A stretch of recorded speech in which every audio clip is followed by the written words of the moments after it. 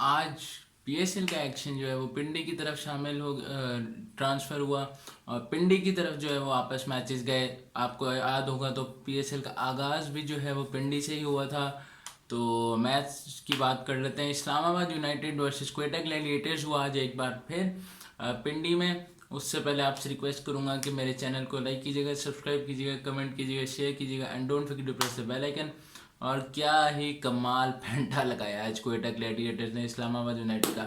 Right from the word go, मतलब जब इस्लामाबाद ने टॉस जीत के पहले बॉलिंग की और जब से क्वेटा की इनिंग्स का आगाज़ हुआ तब से लेके आखिरी मैच की आखिरी बॉल तक क्वेटा ने इसको डोमिनेट किया और ऐसी फेंटी लगाई इस्लामाबाद के बॉलर्स की कि वो मतलब मुझे नहीं लगता इतनी आसानी से बोल लेंगे। जितनी तारीफ की जाए कम है क्वेटा के बैटर्स की। फिन एलन ने ऊपर से जो स्टार्ट दिया, उसके अलावा रायली रूसो आज का man of the match, man of the moment, man of the hour, जिस जो मर्जी आप कह लें उसको, जो मर्जी आप कह सकते हैं कह लें। पहली बॉल से आते साथ ही उसने अटैक किया और मतलब हालांकि फॉर्म अच्छी नहीं लगी हुई थी रायली रूसो की, स्ट्रगल कर रहा था इस पीएसएल में, लेकिन आज पिच जो था वो बिल्कुल फ्लैट था, बेल्टर विकेट थी, आप कहने फटा था। पिंडी का टिपिकल पिंडी पिच जो होती है वो थी।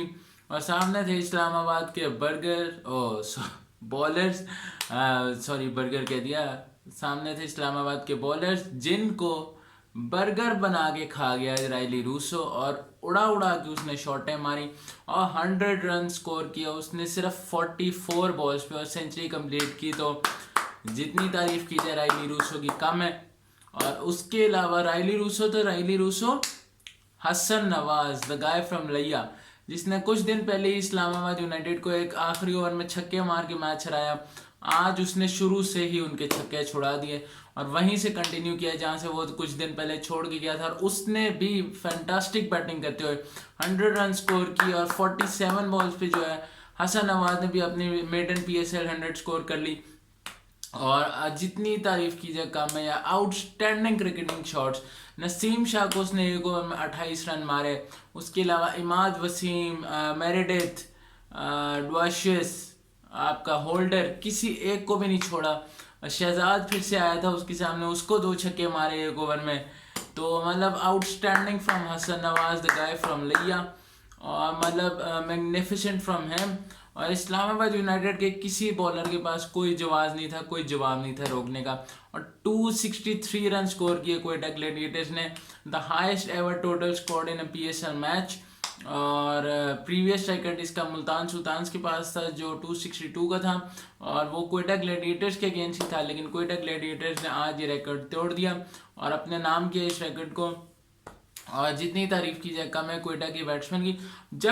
जब हालांकि पिच काफ़ी फ्लैट था, बिल्कुल बेल्टर था और इस्लामाबाद की बैटिंग के पास फायर पावर भी थी, लेकिन जब इस्लामाबाद की बैटिंग स्टार्ट हुई तो वहाँ से ऐसा लगा कि इस्लामाबाद यूनाइटेड कोई मूड में नहीं है, बिल्कुल स्लॉगिंग करें, आउट आउट आउट, विकेट पे विकेट गिरी उनकी और 57 फॉर 7 थे वो एक स्टेज पे।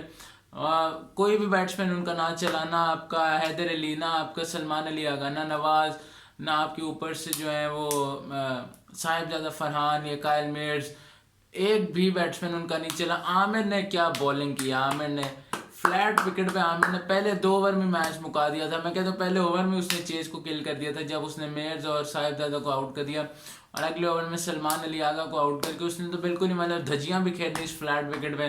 तो Amir continue to impress on a very flat wicket. और उसके बाद थोड़ी सी सेंसिबल क्रिकेट इस्लामाबाद यूनाइटेड ने खेली, क्योंकि एक वक्त पे तो 180-90 रन से आ रहे थे जिस तरह जा रहे थे, लेकिन इमाद वसीम ने स्लो इनिंग्स खेली, डुआशियस ने भी स्लो खेला और उन्होंने मतलब ओवर्स प्ले आउट करने की स्ट्रेटेजी को अपनाई कि मार्जिन ऑफ डिफीट जितना कम हो सके उतना कम है। इमाद वसीम ने और डुआशियस पार्टनरशिप लगाते रहे, मतलब क्वेटा भी उधर से हल्की पड़ गई, जो मुझे लगता है वहाँ पे उन्होंने थोड़ी गलती की। South should have gone for the kill instead के वो वेट करते कि वो पार्टनरशिप लगा लें, लेकिन ईमान ने फिर काफ़ी एक ओवर में उसने कोई चार्ज किया मतलब और 50 रन भी स्कोर किए, तो वेल प्लेड इमाद। लेकिन अगर यही बाबर खेल रहा होता तो इमाद ने कहना था कि सेल्फिश स्लो, लेकिन खैर हम ऐसे नहीं है, फ़र्क क्या रह जाएगा। तो ईमान ने सिचुएशन के मुताबिक अच्छी इनिंग्स खेली, डुआशिस ने भी अच्छा सपोर्ट किया उसे, लेकिन इमाद 56 रन पे आखिरी ओवर में बोल्ड हो गए और कोयटा की जीत 110 रन से हुई, और which is still a huge margin in T20 cricket. लेकिन जहाँ 180-170 रन की डिफीट नज़र आ रही थी, वहाँ पे इमाद वसीम ने ये काम कर दिया इस्लामाबाद के लिए कि उनका नेट रन रेट काफ़ी हद तक फिर भी बेहतर कर दिया और बचा लिया और मार्जिन ऑफ डिफीट कम किया। तो इस्लामाबाद यूनाइटेड जो है वो तो मतलब दजियाँ बिखेर चुकी हैं उनकी इस टूर्नामेंट में। 5 मैच पहले जीते, फिर अगले 4 हारे लगातार, और अब अगला डू और डाई मैच है अगेंस्ट कराची किंग्स, और हो सकता है इस्लामाबाद यूनाइटेड बाहर भी हो जाए। तो कोयटा ग्लैडिएटर्स जो है वो हाई फ्लाइंग मोमेंटम में जा रहे हैं, और कोयटा ग्लैडिएटर्स जो है वो दे हैव, आप कह लें कि कंफर्म द टॉप 2 स्पॉट, तो मतलब क्वालिफाई 1 खेलेगी कोयटा ग्लैडिएटर्स, और they will have 2 shots at the final. तो well done to Quetta Gladiators, जितनी तारीफ की जाए कम है कोयटा की।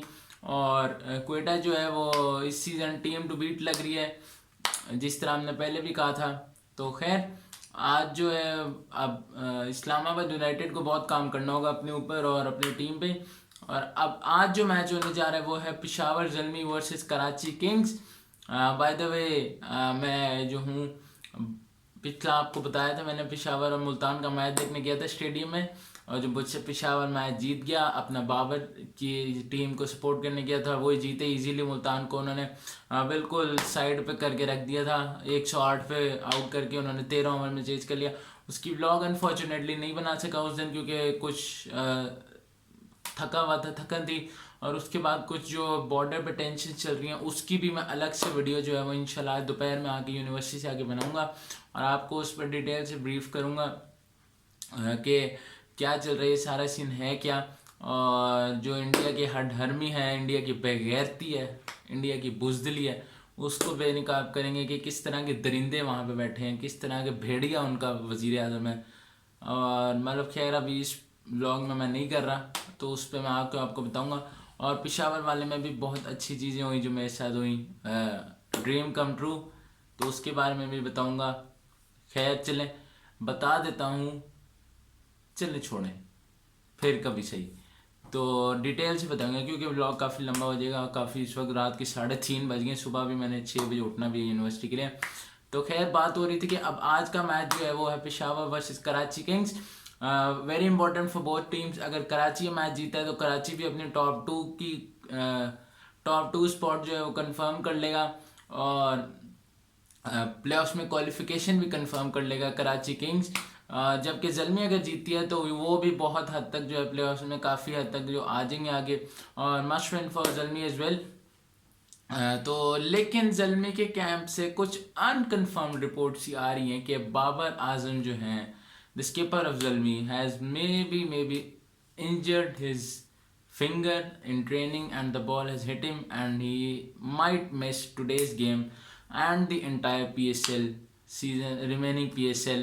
और इस तरह की कुछ खबरें आ रही हैं जो अनकन्फर्म्ड हैं, लेकिन जो है मतलब मुख्तलिफ सोर्सेज से खबरें आ रही हैं। तो इस वक्त अभी क्या सराइयाँ चल रही हैं जिसको आप कह सकते हैं। तो I hope this is not true and I hope Babar is fully fit because Zalmi needs him, his fans need him, और बाबर himself needs him।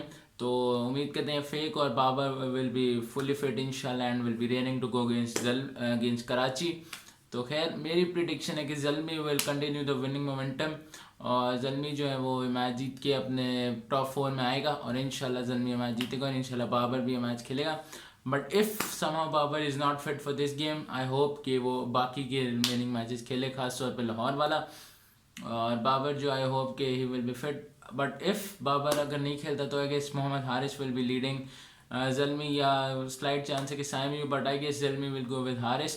तो देखते हैं फिर क्या होता है। So yes, that's it from this vlog.